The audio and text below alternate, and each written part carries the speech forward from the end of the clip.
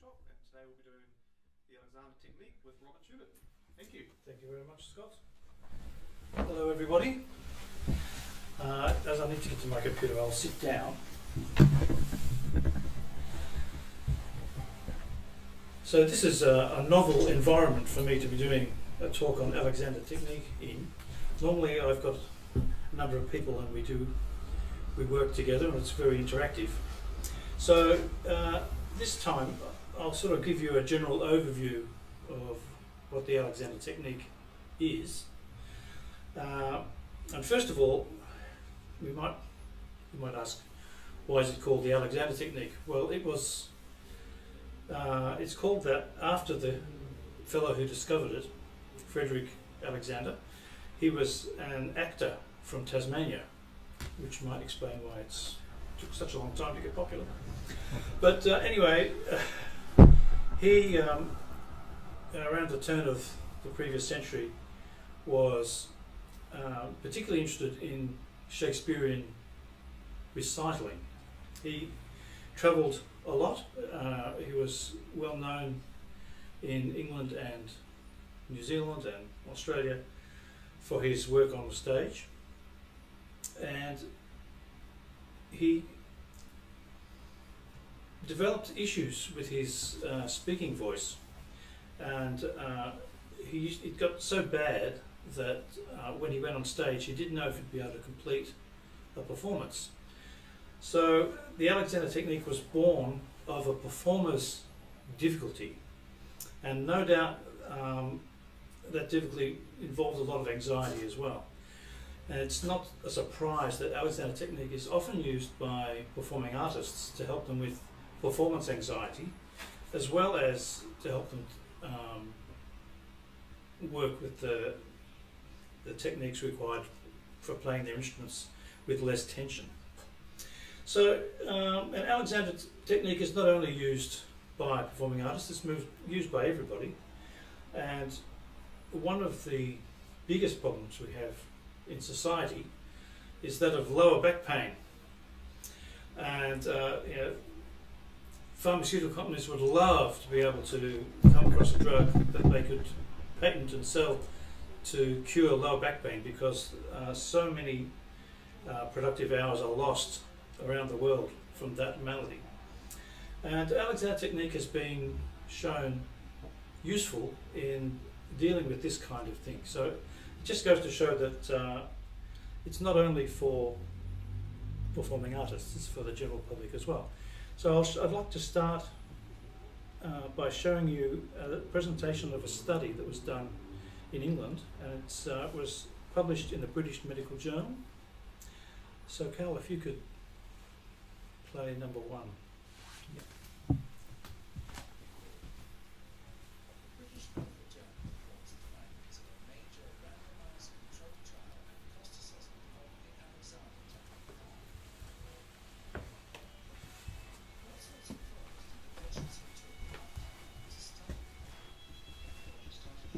Years old from an injury doing fireman's carry in Royal Marines exercises, violin playing especially, and standing on parade, but violin playing I sat using bad habits, and I had to create a way of undoing those problems when my back pain was getting really bad by then.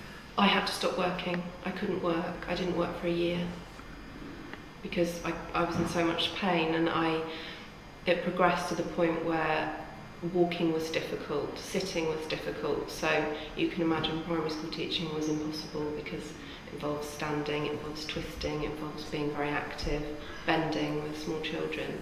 I couldn't do my job.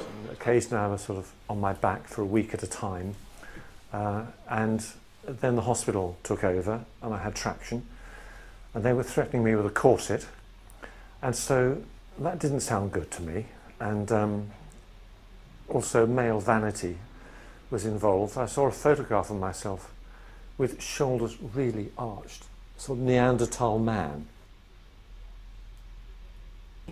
Paul Little was the leading author on both of the BMJ's reports, and he knows such studies must be conducted with scientific rigour.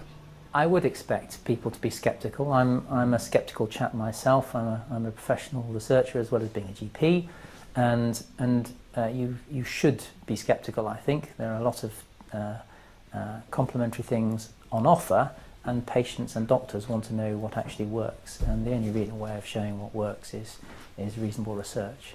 So I think it's important to have good evidence for both patients and doctors. An objective measure of disability and pain was used to evaluate the cost-effectiveness of the Alexander technique and other interventions. The results that we get from it with a large trial are likely to be robust. It's not just 600 patients, it's 600 patients across a whole range of practices in southern England, with getting on for 30 teachers and lots of massage therapists. So you can't attribute these results to just one particularly good enthusiastic teacher.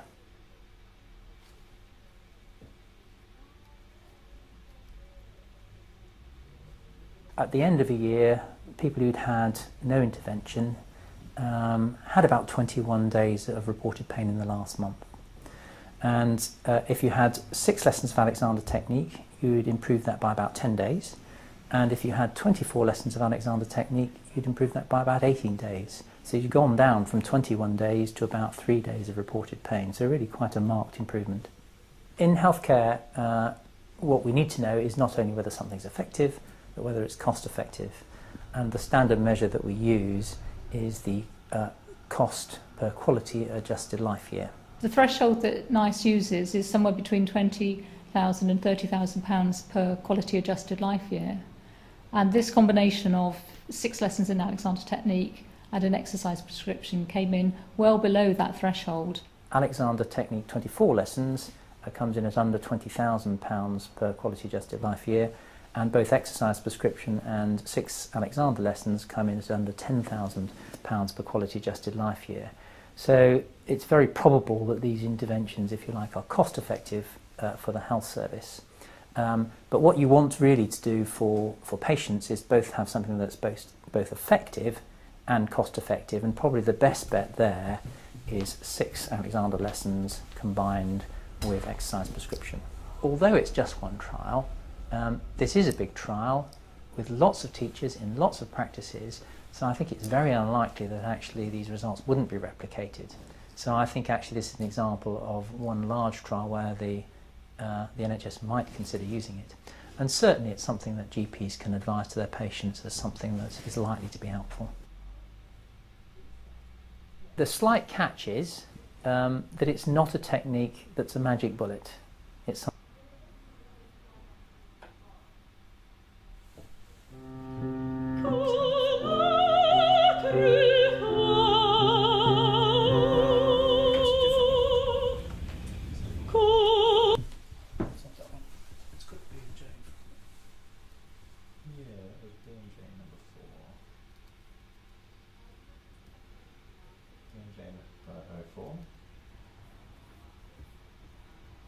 The slight catch is that it's not a technique that's a magic bullet.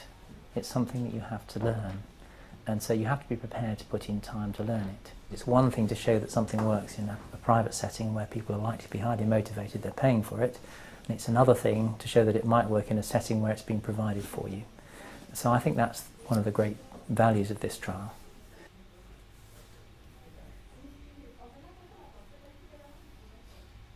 Okay, cool. Yep, that was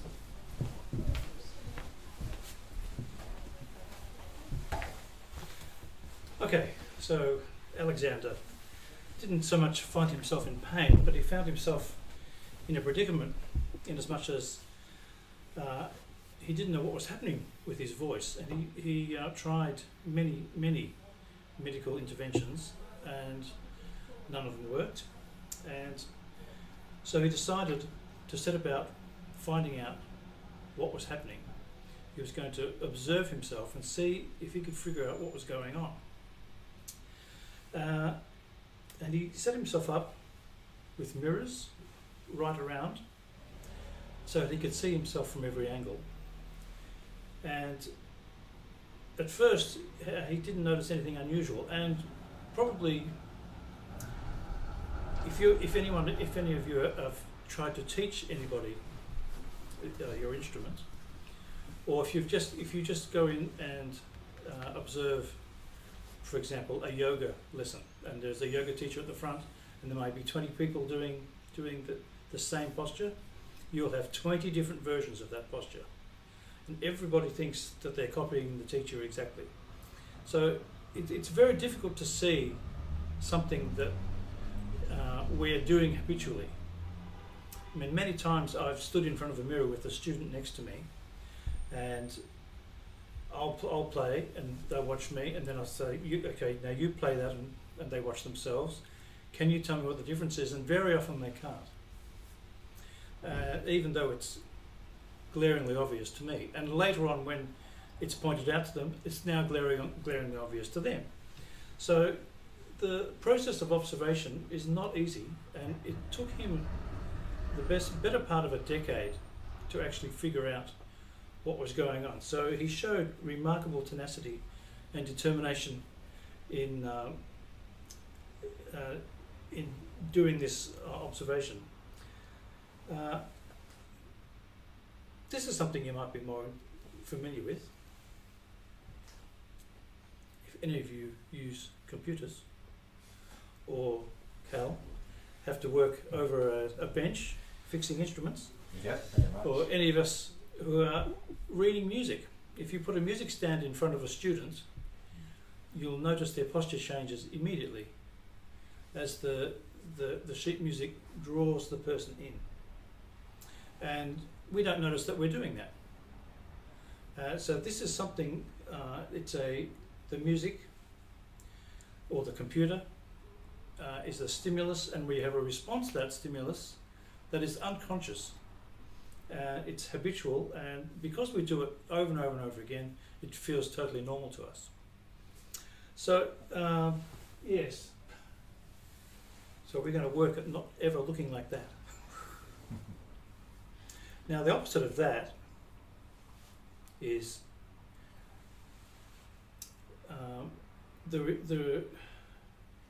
for example, if I ask you to stand up straight, or if I ask you to sit up straight, I don't know, Cal, can you put the camera onto Scott for me? Yeah. Scott's going to sit up very straight, please, Scott. Not bad, not bad. But you'll see a little bit of this. Okay, so this is obviously a very exaggerated version. But if you go into any primary school, and when the teacher asks the students to sit up straight, you'll see a lot of this. I'm sitting up straight, see how good I am. And the teacher reinforces that. Very good. So, the brain. We've got this neurophysical reaction to the stimulus to stand up straight or sit up straight, and that becomes wired in because we get positive reinforcement for that response. So from now on, this is what sitting up straight is. Now, if you were to put your hand on the person's back, you would feel all the muscles tightening up. And what that's actually doing is shortening the back. You can see the arch is increased considerably in that fellow there, the Sergeant Major stance. So it's our unconscious responses to everyday activities that actually can end up hurting ourselves in general, but interfering with our ability to play our instruments. So when your teacher gives you an instruction, you are following that instruction along the lines of your habitual movement. And if your habitual movement includes ideas like, this is standing up straight, then you're in strife. So that's one thing that Alexander can help you with. Okay, so what did he find? He found that when he opened his mouth to speak, he would pull his head back and down on the spine, which constricted his larynx and caused him to suck the air in with a gasp. I often say to people that the worst instruction, Scott and Cal, you can answer this question perhaps. What is one of the worst instructions you can give a wind player or a singer? Any ideas? Don't get the wrong answer.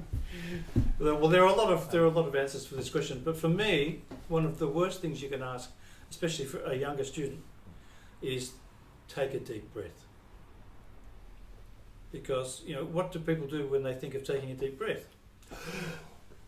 Something like that, right? And it's very tension-inducing, and half the time they're actually decreasing the amount of air they can get in. So,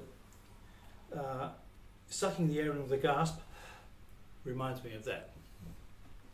And Cal, if you can show there was an interesting, many years ago now, a weather presenter on the ABC, and she gave a particularly good demonstration of this unconscious use of herself. Her name was Vanessa. And let's get an update now on today's weather. Let's have a look Vanessa at Vanessa. O'Hanlon.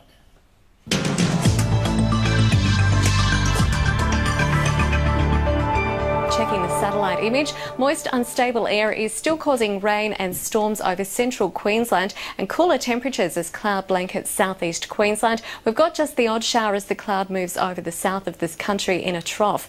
Onshore winds along the Queensland coast will weaken tomorrow. A high is keeping most of New South Wales dry. A trough over the south will bring a cool, showery change to South Australia, Victoria, Tasmania, and a high pressure system is clearing the showers from Western Australia. Showers and storms across central and eastern Queensland today. Heavy rain and storms at times over the Wide Bay and Burnett district. In New South Wales, early fog about central parts and on the southwestern slopes. Isolated showers on the far north coast and adjacent ranges. In Victoria, mostly cloudy. Isolated showers mainly falling in the southwest, but they will extend to the central and northern inland areas during the day. In Tasmania, isolated showers clearing this morning from the western, southern and central districts. Otherwise, a mostly fine day. Warmer northerly winds blowing across South Australia. Later on today, a few light showers falling in the south. For Western Australia, southerly winds pushing showers along the south coast. Otherwise, a dry and...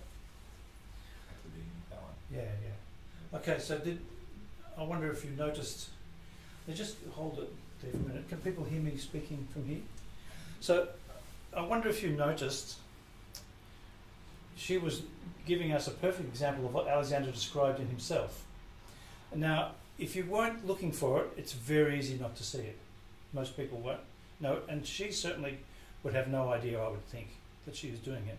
So let's go again from when she starts.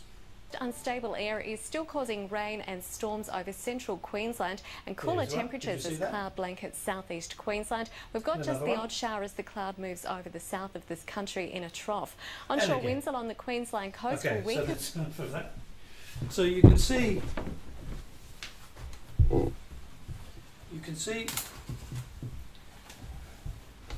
I can't do the weather, so I'll just do blah blah blah. So we're going blah blah blah blah blah blah blah blah blah blah blah. When you need a breath, this movement of contracting the neck, pulling the head back and down, is an intrinsic part of taking a breath, and we often see that in wind players and singers. So.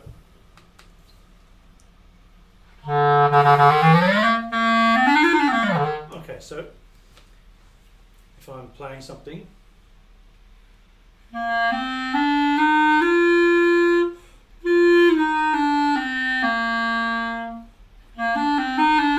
you see variations of that everywhere, so you can start looking out for that. It was even encouraged to get into the movement like you. Well, that's right, yes. So how can we start together? Yes, well, you can start together maybe that way, and you're also going to be hurting yourself and cutting down the amount of air you actually take in. So Alexander called that a misuse.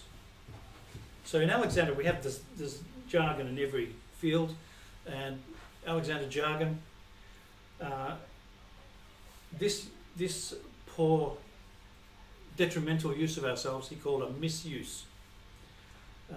So he found that if he didn't do that, his voice, the quality of his voice improved, and he could increase the length of time that he could recite. The only problem was it was exceedingly difficult, because as soon as he had the idea to speak, it was already happening. So it's how can I put it? It's a very insidious thing, because we've learnt the habit unconsciously, and it's been unconscious for such a long time. It's pernicious. So the Alexander technique really requires us to slow down and become very mindful. Now, mindful and mindfulness is something that's being, a bit of a buzzword these days.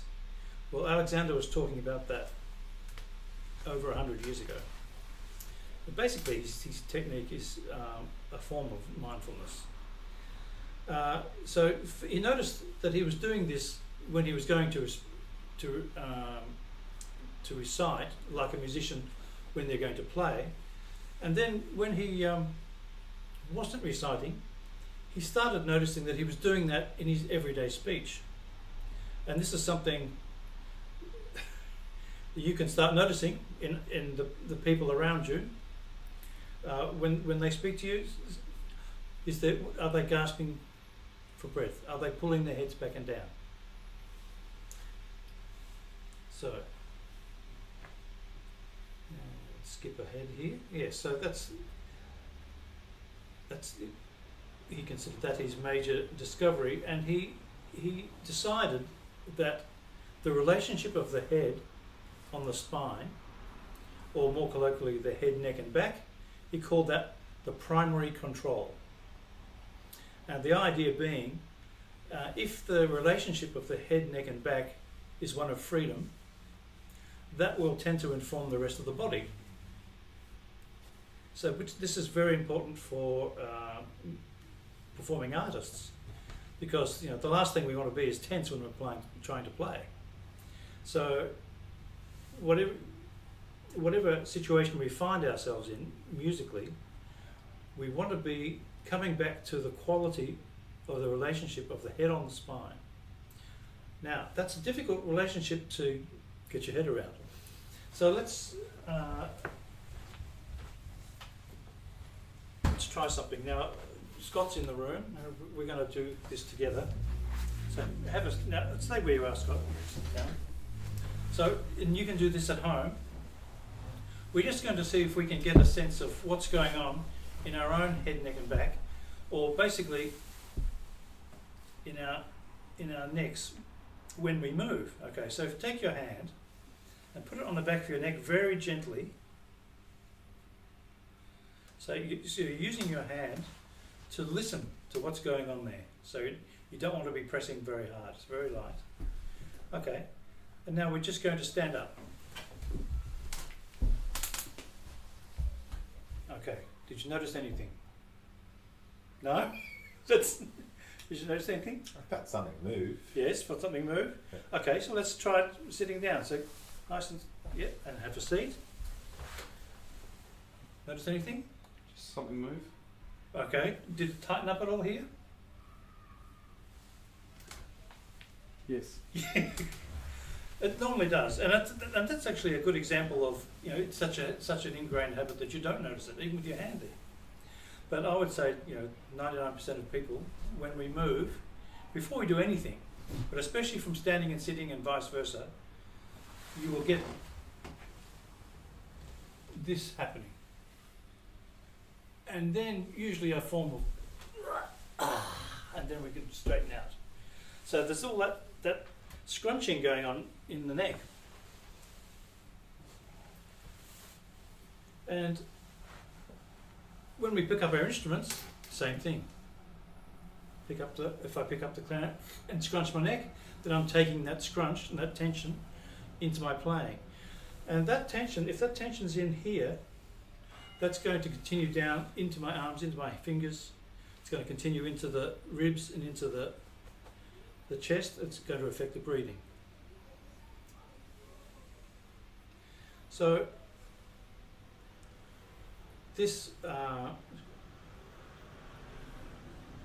this effect that Alexander discovered, he considered use affects function. So in his case, when his use was poor, when he was pulling his head back when he was trying to speak, that affected the function of his voice.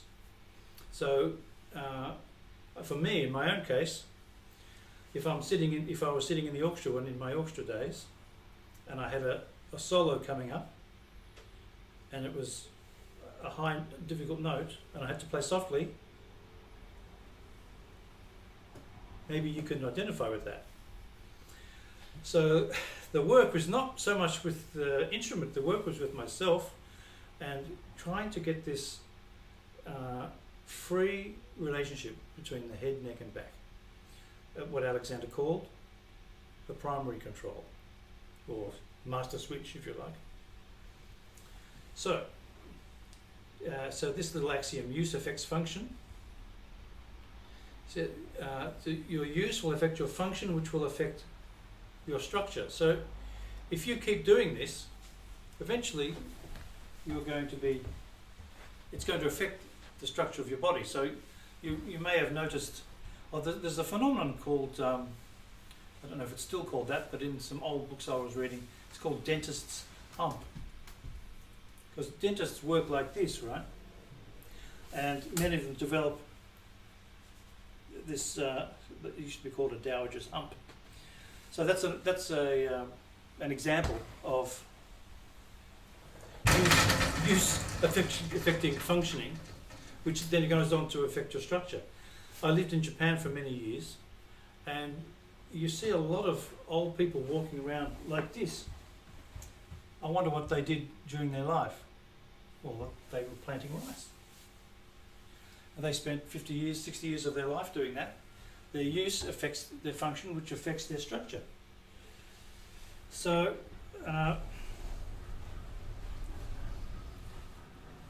you can see, if you watch small children, what it looks like to have beautiful use and the structure having not been affected. And if you see something like this, it's even more obvious. I don't know if that's granddad or dad.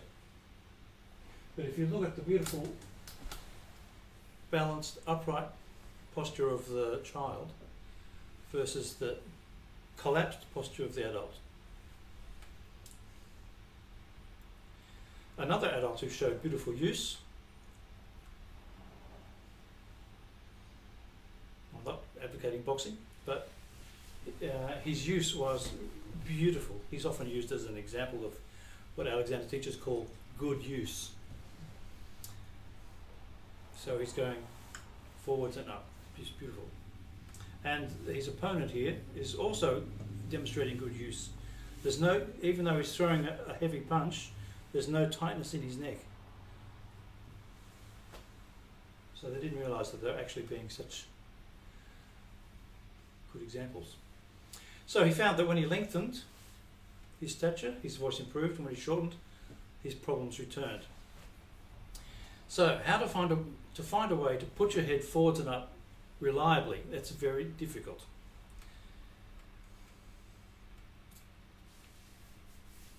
Okay, so we talked about habit. So you may have heard this expression, neurons that fire together wire together. Have you heard that expression? We're working on it all the time. If you play a scale on your instrument, those neurons, and you do it over and over and over again, every time you repeat it, those neurons are wiring together so that, bang, you know that key. So it's a process of stimulus and response. And you know, when we're tired, had a long day, Scott's had a long day, just show it, just don't you change, Scott. Swing it around and let's have a look at Scott after a long day. Yeah, that's right. Now, just stay there. So, you're relaxing, right? Yeah. So, in that relaxation, there's quite a bit of tension here. Right? Sorry to put you on the spot like this. That's all right. And there's quite a little bit of collapse down through here. So that's actually making breathing more shallow because your ribs can't move to their full extent. So there's more effort required in breathing. So this tightness here and collapse here, you remind me of somebody up on that we saw there just a minute ago. Okay, and you're not alone. If you go to a cafe, how often do you see that? This is how I have a relaxing cup of coffee. So it's very pernicious, and the difficult thing is we feel okay. You know, when you slump down and scrunch like this, we feel fine. Why? Because we do it all the time. It's a habit of a lifetime, so it feels normal. And Alexander called that faulty sensory perception. So he would often say to students, when you do the right thing, you feel you're wrong. So often I'm telling my students now, you know, after you leave the lesson and go home, when you're walking or sitting, if it feels wrong, then you're right, because your brain will be telling you this is not normal, right? And normality and good use are not always the same thing, you know. Something only feels natural because we've been doing it over and over and over and over again.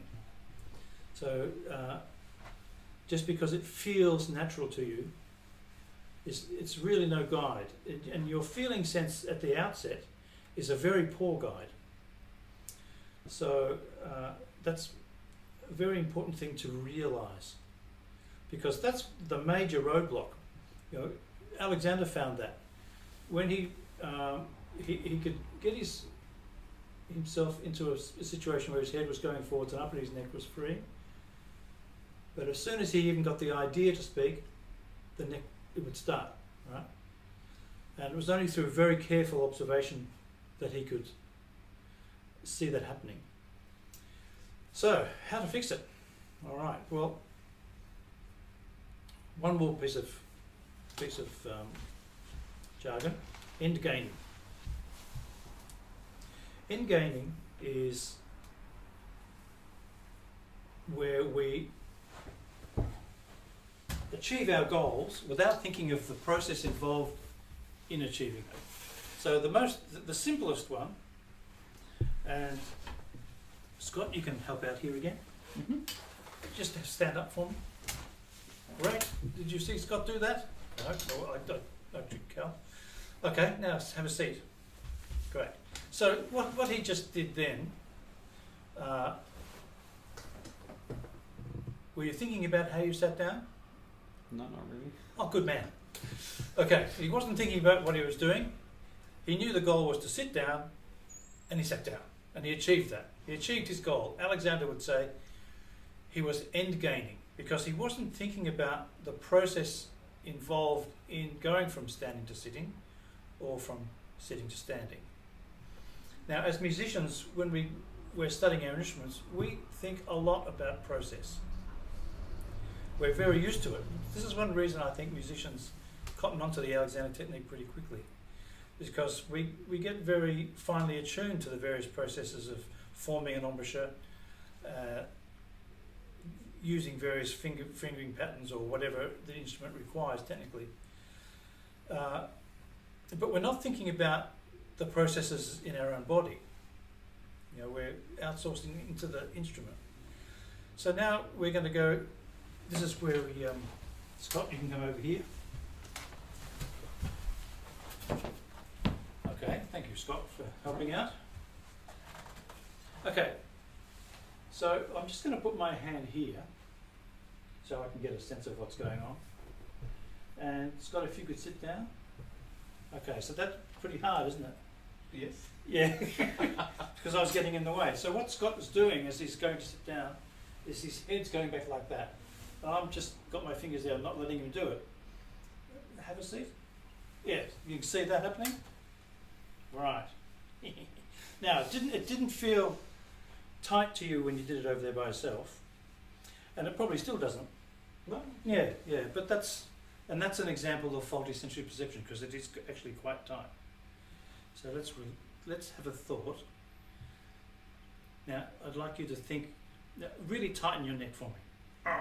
Tighten it. Now let it go. That's it.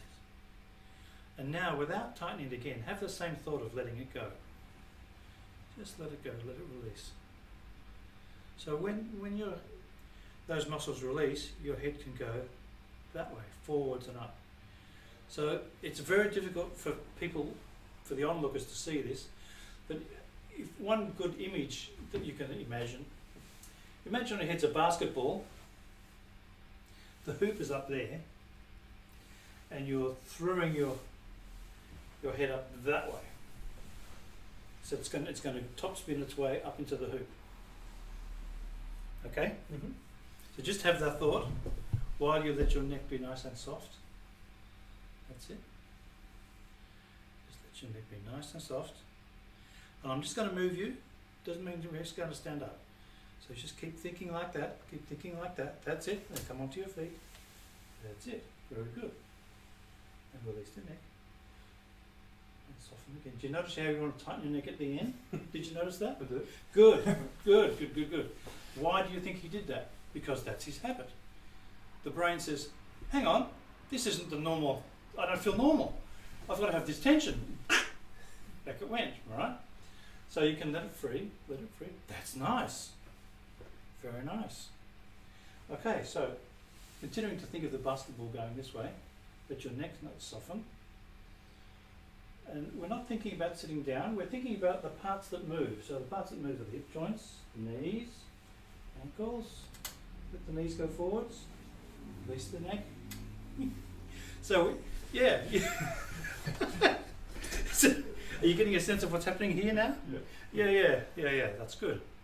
So, at the beginning of my little slideshow, the title is Alexander Technique, a journey of self-discovery we can all take. It really is a journey of self-discovery. It really is. And it never ends. So, no one ever gets this right. Alexander said, you don't try and get it right. We just need to keep thinking along the right lines, and always we want to be encouraging ourselves to free the neck so that the head can release, and that allows the back to release into length and to open up into width. So the whole torso actually can release. Because when this tightens, so does this tighten. And here, and here, and here. And it all starts here. Sounds like a song. So let that soften. Okay, now, at the moment Scott's thinking, he's going to make me stand up. Right? So your job is to say, no, I'm not going to stand up. I'm not going to stand up. I don't have to stand up. I'm just going to allow myself to be free. Yeah, just be free. Now I'm going to take you forward, but that doesn't mean we're standing up. Release your neck. That's it. Release the neck. Release the neck. That's very good. So the brain's going, what the? Okay, that's good. Nice. And then we can move the other way. Yeah. And then release the neck again. And just think of your head going forwards and up like a basketball into the hoop. And we let the weight go down into your feet. Beautiful. Oh, now resist the temptation to tighten up. Very nice. How's that? Is that different? Yeah. Now, when you're going to walk back to your chair, first of all, have a look to where the chair is. That's right. Head's moved, because the neck is free. And then let's continue. Off you go. And then when you get to the chair, give yourself a chance. We've got to give ourselves a chance to think. This was another one of Alexander's major discoveries. Unless he stopped and gave himself a chance to think about what he was going to do, his habit would come back immediately. So you come to the chair and you give yourself some time. Not yet, not yet. I'm not going to sit down. I'm going to release my neck. And continue to let the neck free. Then you just let your knees and hips move. Very nice, beautiful. And it's a lovely movement. And the same thing when we're playing our instruments.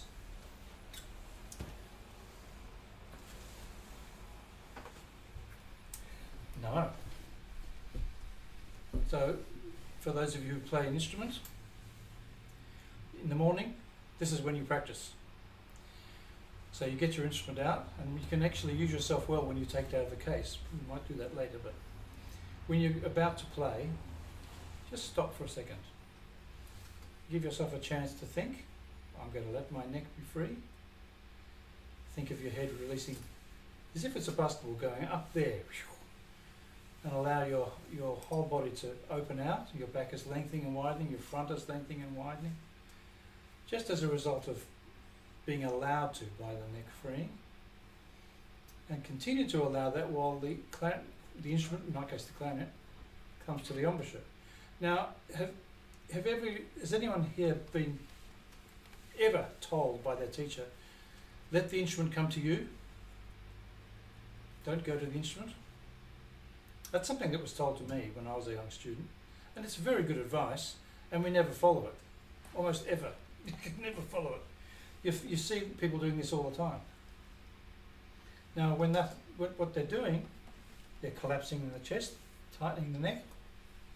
So they're setting themselves up for poor use from the very beginning. So allow your neck to soften.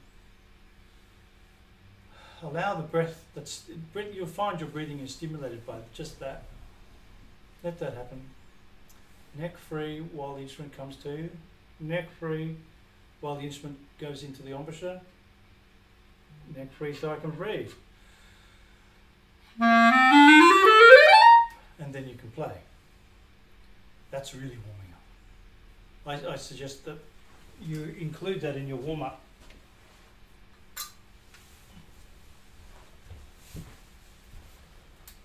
Okie dokie. Yes, so endgaming. We want to avoid endgaming. We want to think about the process. Alexander was basically dealing in process thinking. So he wasn't leaping to the end. So that's what we've got to do. Okay, now let me skip ahead here. So endgaming. Yeah, we don't need to do that. So what I've just described to you is called inhibition in Alexander terms. It's the idea that we inhibit ourselves from falling into our habits by stopping. So you can say to yourself, stop, or no, or the one I particularly like, not yet, I have time. It creates a sense of space. And then Alexander called the process thinking, he called that the means whereby. And he called the instruction that we give ourselves after we've managed to stop. So you come to the chair, Scott comes to the chair, and he's fortunate enough to remember, he's going to practice this from Alexander, so he's managed to stop. Now he's going to give himself directions, self-instructions. So the major one that I want you to think about today, allow your neck to be free. And it's not relaxing. People think this is relaxed. This is collapse. We just want to have the thought of allowing freedom here. And if you like, you can practice by tightening a little and then releasing, and then have the thought of releasing again. Just it's a little shortcut to get you in there.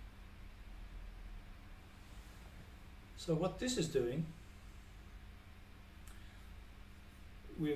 before we have stimulus and response, now we have stimulus, inhibition, direction, that's our answer to the response, and then we can carry on with the response.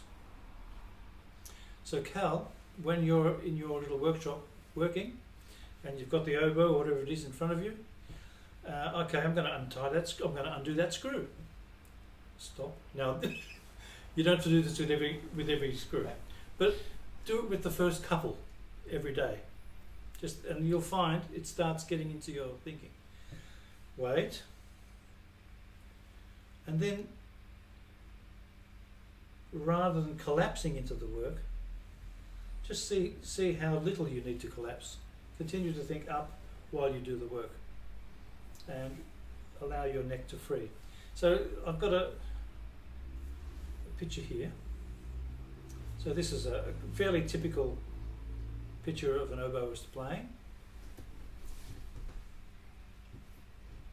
I wonder if you can see any of the misuses that Alexander would pick.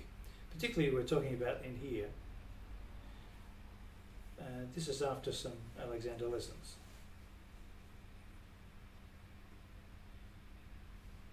Before, after.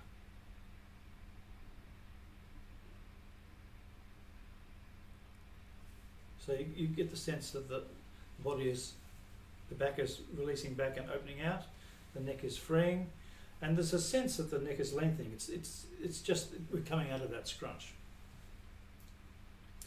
And like I said before, if you can observe children, they're great teachers. So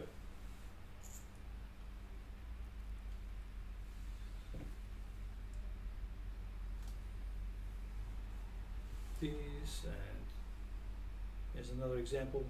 Beautiful lengthening spines while they're moving. Okay, so we're just going to do let's see. Now there's one more thing that I can show you that is very useful. And it's very easy to do.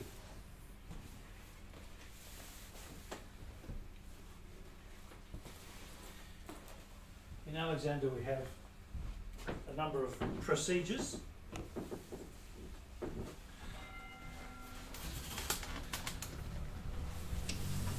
Now, you don't have to have a table. You can do this on the floor at home. Don't do it on a hard floor, but have some books. Lie down on the carpet, and if you've got a yoga mat, it's even better. So imagine this is a yoga mat. Scott? So what I'd like you to do, Scott, is lie down on the table on your back with your head on the books. That's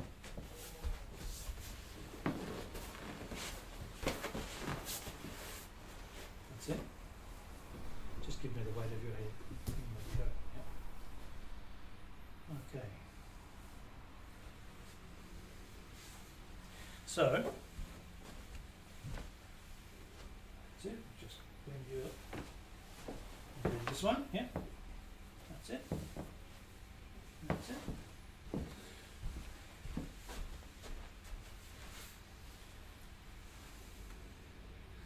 And I advise all of my students to do this before they start practicing. So if they can make this part of their practice,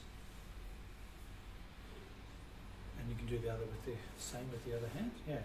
So this is called semi-supine, because you put your knees bent.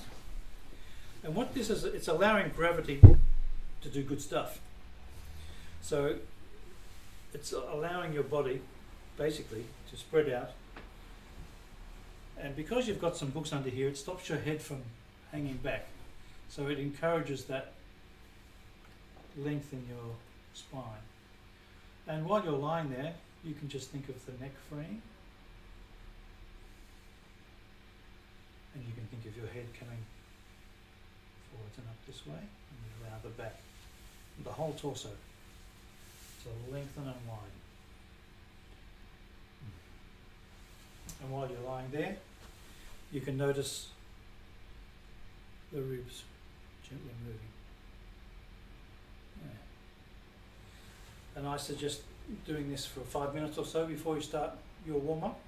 And then when you do your warm-up, you do it in a very mindful way, thinking about the relationship of the head, neck and back. You can stay there for a while, Scott. Okay, Cal, if you could play the other video, a musician's.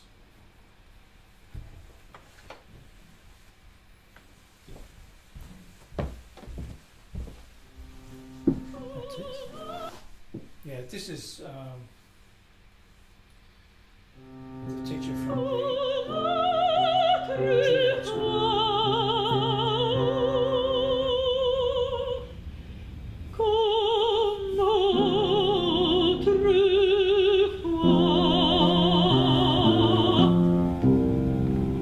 That's much better.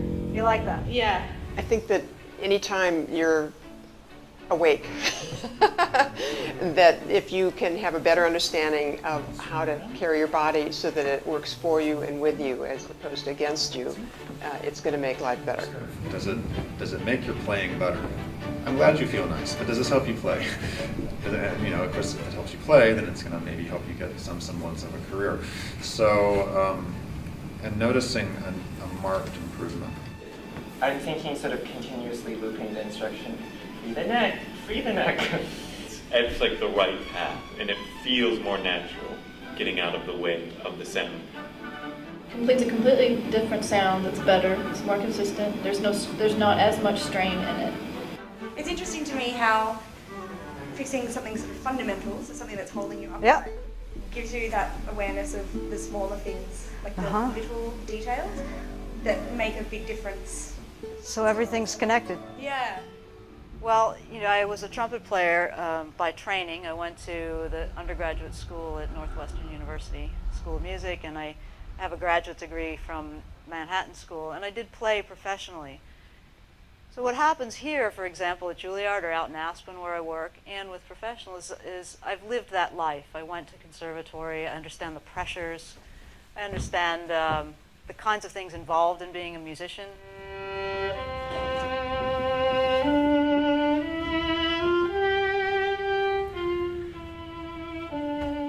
It might range from physical things like having to sit in an orchestra pit, or looking up at a conductor who's conducting an opera, or it might involve the pressure of putting on a recital, or sitting down and sight reading on a professional job and having to be absolutely perfect, for example, in a recording or something like that. So I understand the nature of what they live through, and it makes it much easier to communicate and to apply the principles of the Alexander work to what they do.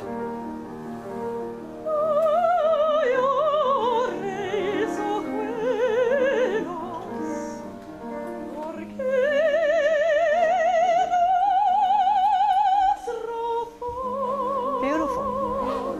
Let's pause there. Is that any different? Yeah. So what do you get that's different? I'm going to keep coming right up. It all feels much more. It feels much more the same. As in the whole phrase, I felt less like I was doing things and more that it was just one breath and there you go. Okay. Yeah. I was kind of surprised that as I was going higher and higher, I didn't have to do as much as I thought I was going to. Good. It's always good to do less. It's a kind of a work where people get self-conscious in a very good way. So conscious of themselves, so that they can be in charge of how they behave physically and mentally throughout any activity. Okay, I can play this chord, and it doesn't require my back tightening to make that sound. But because of maybe bad habits from years past, I make myself think I can force it. So it's a bit of a mind game. I was interested in Alexander technique because when I came to Juilliard, I actually had a recurrent injury that had been in my arms, tendinitis, for about 3 years. I had tried massage therapy, even a chiropractor, saw a neurologist. I tried a number of different things.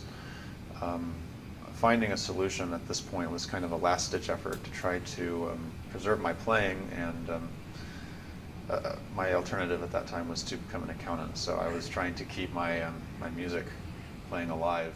Yeah, it's a little more space, and might direct your attention towards where your collarbones are, and think very broad and wide out to the shoulders. We'll bring you again that way. I'll stay here as you put your hands. It started giving me more of a framework to apply what the massage therapist, what my piano teachers were teaching me. I think what they all had to say was valid, but as long as I was pushing my shoulders together, as long as I was pushing my spine down, I was working against myself. It's not a series of exercises. It's not someone saying if you do 10 of these and 10 of those, you'll be stronger and better. Because if you do 10 of these and 10 of those in a manner that's wrong, you won't be stronger and better anyway. Think about lengthening in your spine.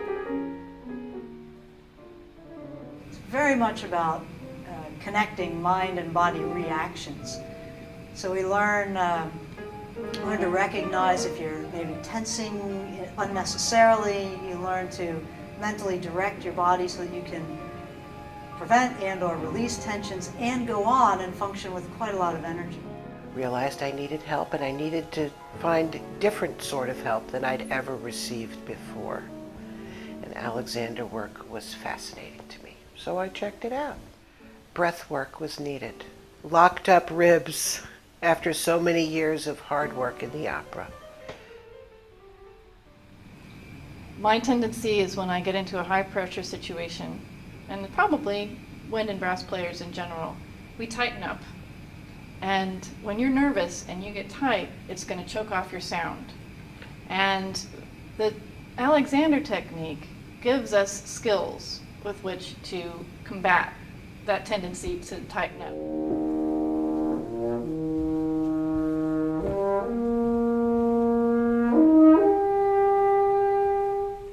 It's an amazing experience to watch in minutes how the use of the body has this profound effect on what the person is doing. Good, how was that? A lot better. You can let the horn down for a second. Can you describe what was better from your point of view? Yeah, just actually keeping in mind what you were saying about the neck and thinking more up. And just everything, I don't know, maybe I'm thinking too many things at the same time, but it seemed to snap into place in terms of it didn't feel tight, as tight. I don't know if you heard the difference in the sound change, but when I got up to that last note, both those last two times, they were completely consistent. Yeah, the sound remained consistent throughout the registers.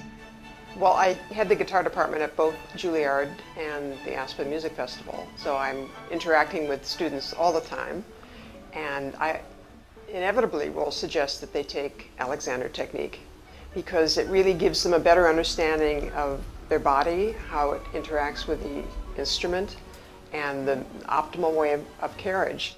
The better aligned my body is, the better aligned my students' bodies are, the more efficiently we can play. And if there's more efficiency in your production, there's a lot more fun to be had when playing music. What's happening to the ribs? Compressing. Thank you, compressing. And what would that do, singers, for your breathing? Press against the lungs. And what did you say? Absolutely, inhibits it.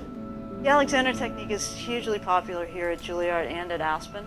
In Aspen, they join a lottery to be able to get into the class. Here at Juilliard, we always have wait lists. The classes are very small so that we can give individual attention, and they seem to go very well. We often get students saying, "Is it okay if I fail this so I can take it again?" And of course, I think that's all right, but you can't fail in the Alexander technique. Well, Lori's a great person, and she's fun to be around, and as a teacher, she's very kind, she's very gentle, very thorough, and you really enjoy the session with her. You don't really want it to end. I have so much freedom in my body, and it's mostly due to the work that Lori and I did. It's easy to communicate with her about the type of sound that I'm looking for. She understands it, she gets it. As somebody who completely understands what we do and what it is that is going to help us be the best we can be. She's someone who is very easy to trust, and that's really the first step towards being able to actually do any of this kind of work. So many things could have been so much easier for so much longer if I had just done it sooner. The British Medical Journal reports the findings of a Okay, so I think Laura Schiff at Juilliard in her video gives you a very good idea of Alexander as it's applied to musicians. And if you're interested in reading more about the Alexander technique, I've got a list of books up there that I would recommend.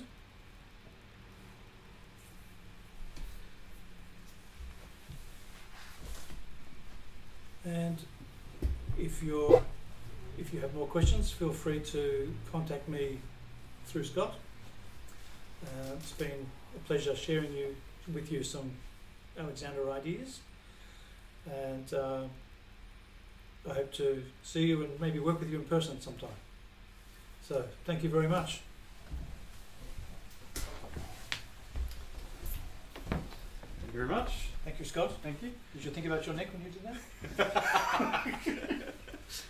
Thanks everyone for joining us, and we'll see you all next month.